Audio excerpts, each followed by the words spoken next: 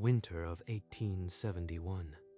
The wind didn't howl, it screamed through every seam of the log cabin where John Harker knelt, stuffing frozen rags into gaps that might as well have been open doors. Another gap.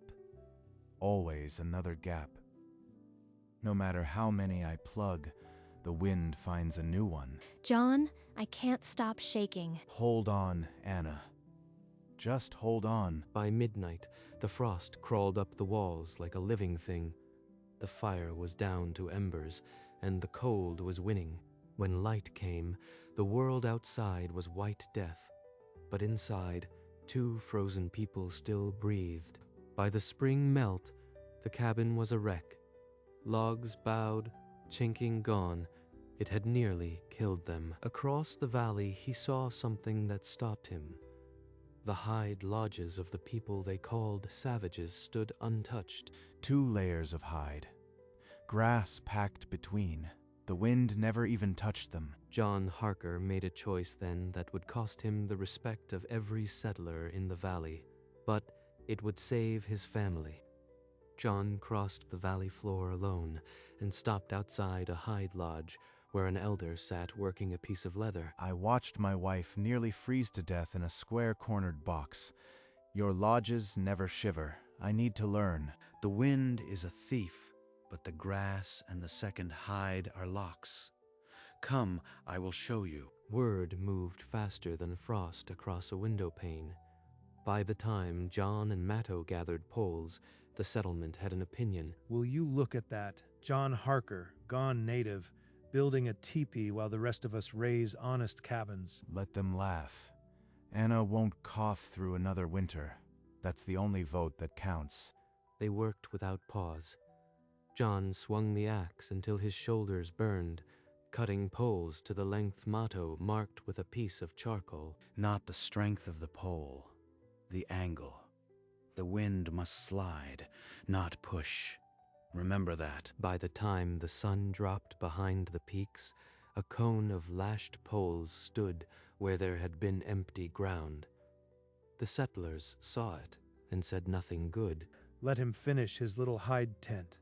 First real wind, it'll fold like a wet blanket, and he'll come crawling back to us. Matto showed John how to lash the poles with rawhide, not tight enough to crack the wood, but tight enough to stop the wind from rattling the frame apart. My fingers are bleeding from the rawhide, but every knot is a nail in the coffin of the old cabin. They hauled bison hides on a drag sled, the weight pressing deep into the mud. Matto worked beside him as if the load weighed nothing. Still at it. Harker, my horse's blanket has thicker hide than that. Sure you don't want to just live in a hole? Let it pass. Let it all pass. Anna, breathing easy is the only answer that matters. A man who builds for the scorn of others builds for the wrong reason. Build for the cold. It doesn't care about your pride. By week's end, the frame was wrapped in a first layer of hide, still loose, waiting for the liner that would make it a true lodge. Look at that. A giant leather sock that won't stop a hard freeze. Waste of good hides. He's wrong. I felt it in Matto's lodge. The air was still. That's the secret. Still air. The hardest part remained, packing grass between 2 layers of hide. But John had already crossed the line. His neighbors wouldn't. There was no going back. They spent 2 days stitching the inner hide layer tight with sinew, the bone needle threading through leather like a needle through cloth. The grass must be dry. Wet grass rots and lets the cold in. Pack it thick, like a blanket between the hides. This is the heart of it. The liner, the still air. Everything else was just a frame. Now you are stuffing it with hay? You building a lodge or a barn? Laugh all you want, Caleb. I've felt the difference.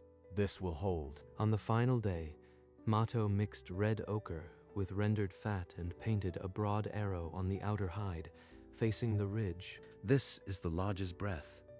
It tells the wind which way to go. What's that for? War paint. You're going to attack the winter. John said nothing. He helped Matto pull the outer hide tight and lash it down. The lodge stood complete. Anna came out, wrapped in her shawl, and stood beside him. The first snowflakes fell, and for the first time, she didn't look afraid. Anna ducked through the flap, and the warmth met her like a living thing. She stopped, breathing deep, and the cough that had haunted her stayed quiet. John, it's warm. Really warm. She hasn't coughed. Not once. The lodge is already doing what the cabin couldn't. The arrow. It's more than paint. It tells the wind where to pass, not where to push. That night, Anna slept without a blanket over her head, for the first time since winter came. No wind, no drafts, just the fire and the hides. I might actually live through this. Across the valley, inside his tight-chinked cabin, Caleb Ford blew into his hands and watched the candle gutter in a draft that never stopped. He stuffed rags into the gaps, just as John had done the year before, and just as before, the wind found new ones. That teepee won't last. It can't. It's a savage tent. I've built honest walls. But later, he stood at the frosty window and watched the lodge's smoke rise steady and warm against the dark. He said nothing. When the next blizzard roared down from the peaks, it hit with a fury that tested every structure in the valley. The cabins shuddered. The lodge stayed still. Inside, John watched the smoke rise straight and smooth from the central fire, bending only slightly at the flap before vanishing. The arrow points east, right into the teeth of the storm. That's not an accident. Mato appeared at the lodge flap, snow crusted on his shoulders. He looked up at the arrow, then at John, and nodded once. It holds. The grass is dry. The hides are tight. You have built well. Mato stayed only long enough to warm his hands and check the smoke. Then he was gone into the white. At Caleb's cabin, the story was different. Snow sifted through the roof, and a log near the stove groaned under the weight. Caleb jammed rags into the widening gaps, but the cold bit harder. Frost grew across the floor like a white moss. Still standing. That blasted hide lodge is still standing, and my walls are giving way. When the wind died at dawn, the lodge's smoke rose in a straight column again. The cabins across the valley looked beaten. The lodge looked unchanged. Anna's cough returned one morning, thin and dry. John fed more wood to the fire, but the sound scraped at his spine. She needs more heat. What if the lodge isn't enough after all? Don't fuss, John. My lungs are tired, that's all. The lodge is keeping us warm. I'll fetch more wood. Rest. I won't let this cold take you again. John's folly is dangerous. Living in a hide sack with a sick wife. What if it catches fire? This is what comes of trusting savages. Let them talk. They've never slept in a still room and don't know the difference. But what if I am wrong? What if the deepest cold proves them right, and Anna pays for my stubbornness? The cold bit deeper. Caleb told everyone John's lodge was a death trap, and that they'd all see soon enough. I can't abandon this. Mato's lodge has held. It will hold. The arrow points east for a reason. Then the sky deepened to iron gray. In the north, the kind of cold that killed in hours was beginning to move south. When the wind shifted, John stood outside in the biting air and watched the arrow. It always pointed into the teeth of the coming gust. Mato said the lodge breathes with the wind. The arrow tells me which way the breath must go. Her cough is less. The lodge is holding. I am not just fighting cold, I am guiding it. That night, the temperature dropped like a stone. John pressed his hand to the inner hide. No frost, no cold bleeding through. The arrow isn't decoration. It's a wind compass.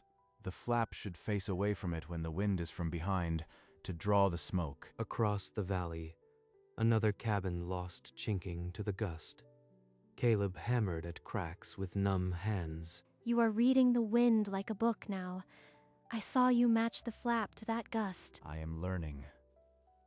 Mato showed me the doors. Now I am finding the keys. The temperature fell further, into a zone where spit froze before it hit the ground. But inside the lodge, the air stayed still. I know what the arrow means now. When the real cold comes, I'll be ready. The cold deepened until the ground cracked with a sound like gunfire. Frost, quakes, the old-timers called them, trees shattered in the frozen silence. Inside the lodge, John pressed his hand to the inner hide. Not a sliver of cold. The grass liner trapped the warm air like a locked room. Still air. Anna's breathing is even. She'll make it through this. In Caleb's cabin, a roof beam groaned and splintered. Snow sifted through the crack like fine, cold sand. That beam. If it fails, the whole roof comes down. I've got to brace it. He stuffed rags into every gap, but the wind found new seams faster than he could seal them. Still standing, that hide lodge. Number pure luck.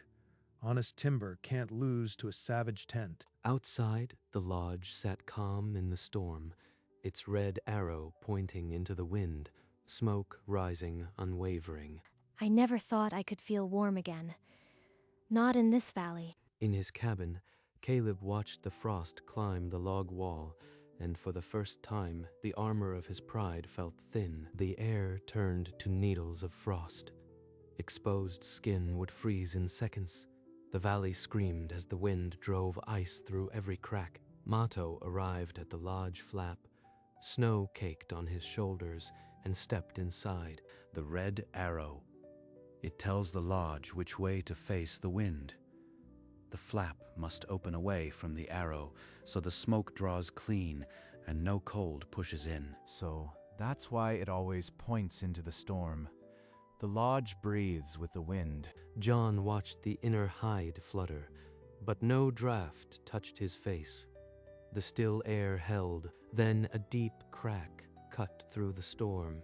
Not thunder, but timber giving way. The roof. It's coming down.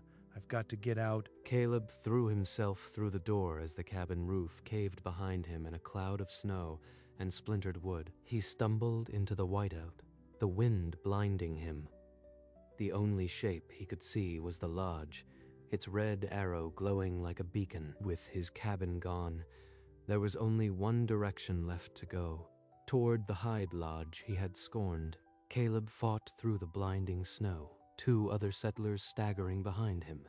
He reached the lodge and pounded on the hide wall. John, open up. The cabin's gone. We're freezing. Inside the lodge, John heard the muffled pounding.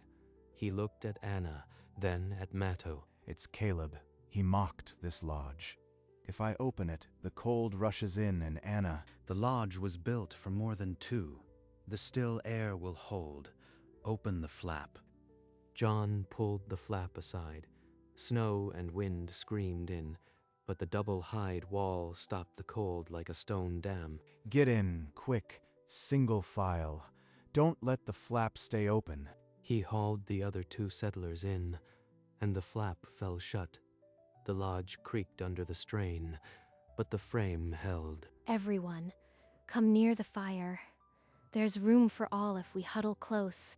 Outside, the storm howled with a fury that would tear a cabin to splinters. Inside, the air stayed still. The crowded lodge felt like the warmest place in the valley. Feel the air. Still. No drafts. That's the double hide and the grass liner working together. The red arrow. It points into the wind. The flap opens away from it, so the fire draws clean and the cold stays out. A wind compass. I called it war paint. I was blind. My people learned this from the land.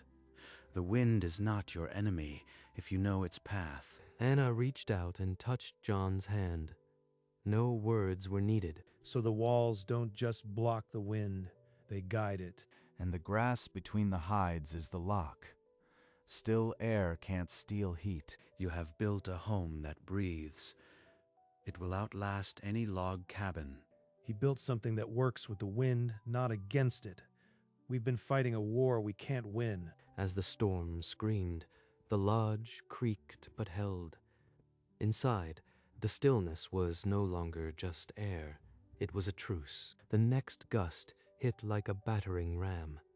The entire lodge shuddered, and for a heart-stopping second, the frame creaked as if it might snap. The arrow says northwest.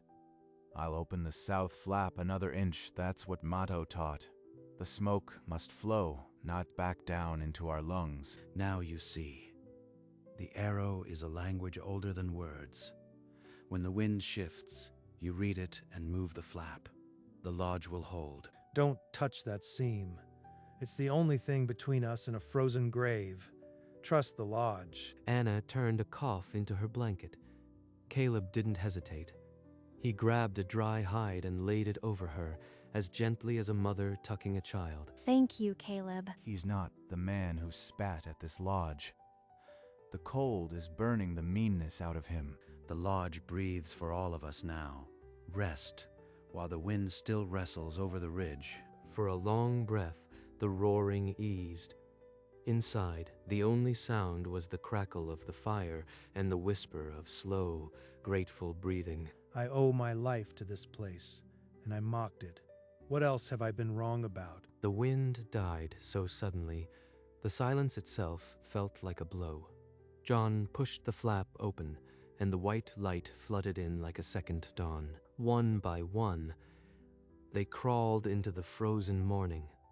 The valley was a graveyard of cabins, roofs caved, walls split, nothing moving. Only the lodge stood whole, the red arrow still pointing east, as if the whole blizzard had been a test. It was born to pass. I was wrong about everything. Your lodge saved us, John. I called it a teepee. I called you gone native. I was the fool. It's not mine. It belongs to Mato's people. I only built what they've known for centuries. The land taught us. Now the land has taught you. Remember that. We're all still breathing. That's the only answer that matters. The men who'd mocked the lodge knelt in the snow, running their hands over the hide walls, as if trying to learn the secret by touch alone. Caleb turned to John, hat in hand, and for the first time, there was no mockery, only the raw, grateful silence of a man who'd been wrong about everything. The settlers gathered around the hide lodge, the red arrow still pointing east.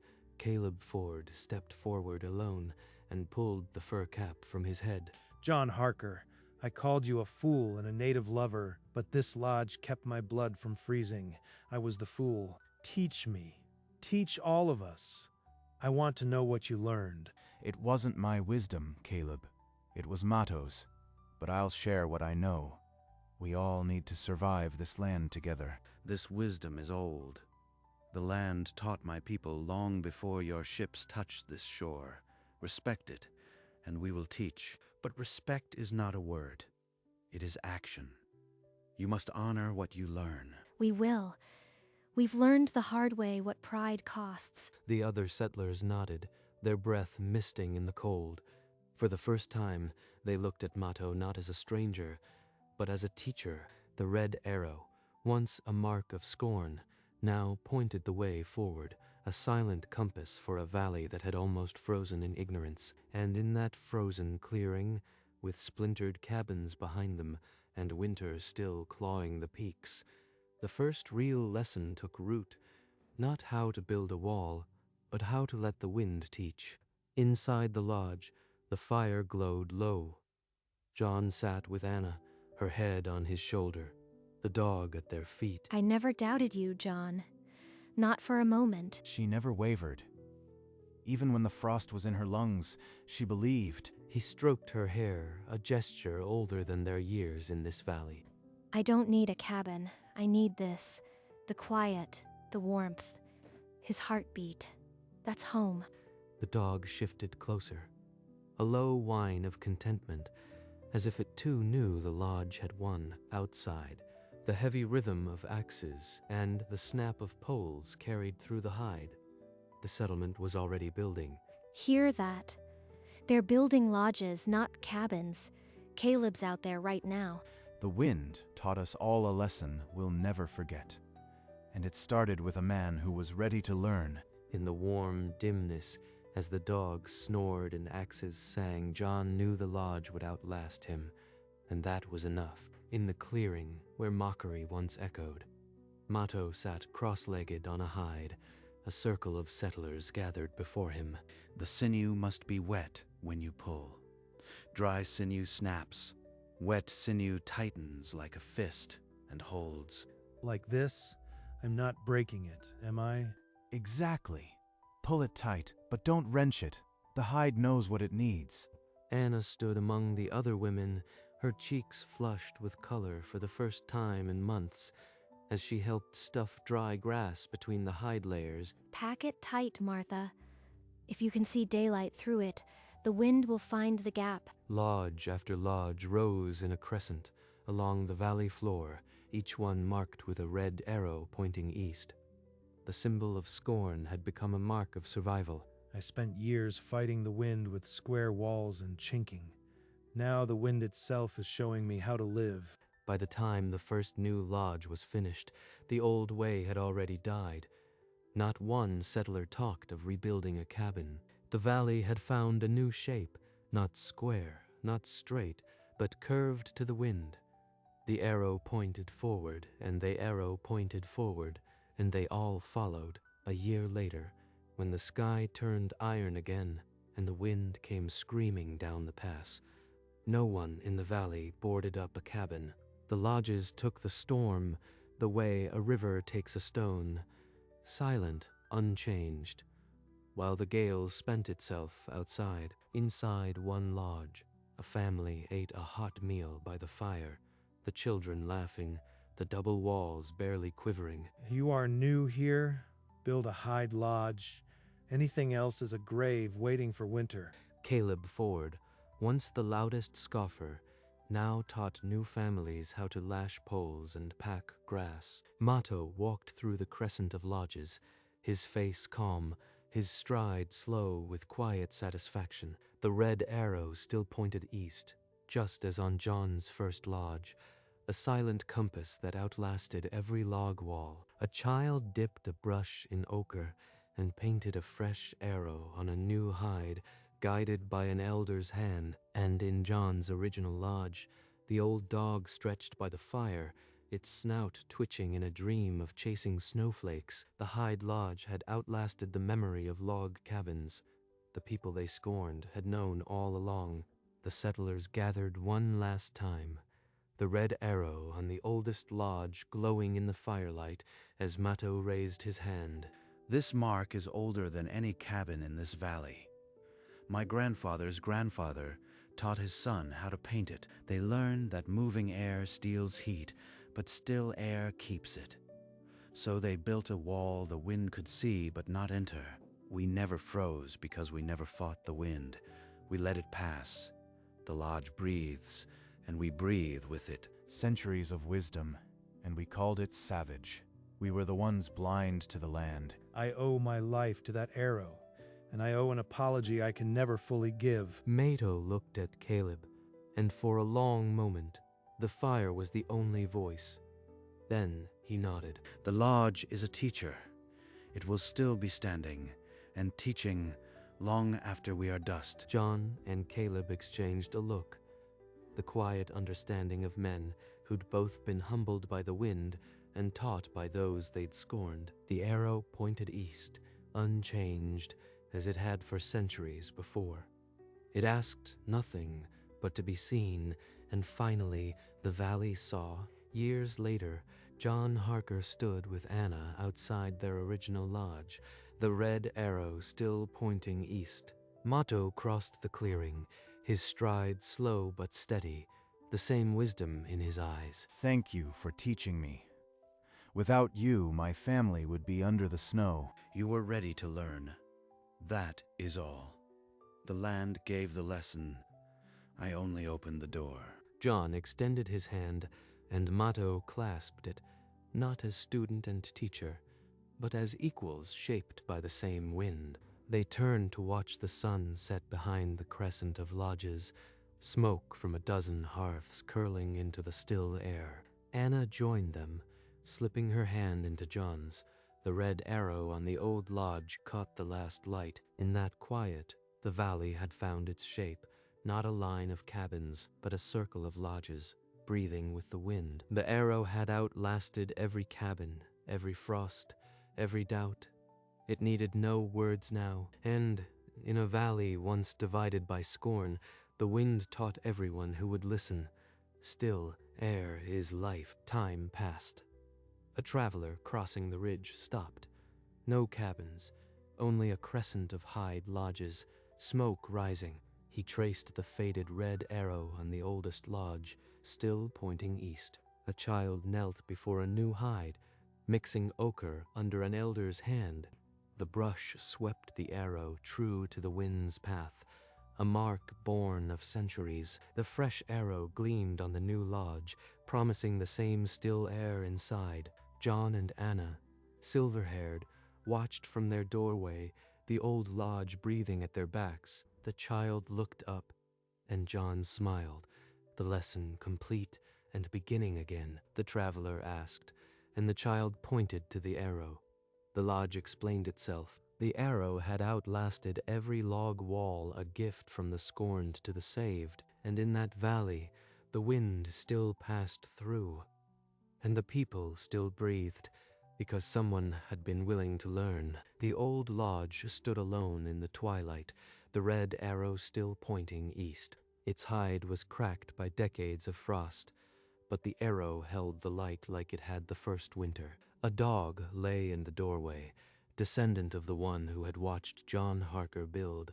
The valley had forgotten the sound of cabin walls, splintering in the storm. The people they scorned had perfected a shelter that breathed with the wind, not against it. They knew that still air was life, and painted the arrow so children would never forget. John Harker learned that humility could save a family, and eventually a whole settlement. The lodge outlasted every log cabin, every winter, every doubt, every sneer. It stood, not as a monument but as a home, still breathing, still teaching, and the red arrow still points east, for those willing to follow the wind.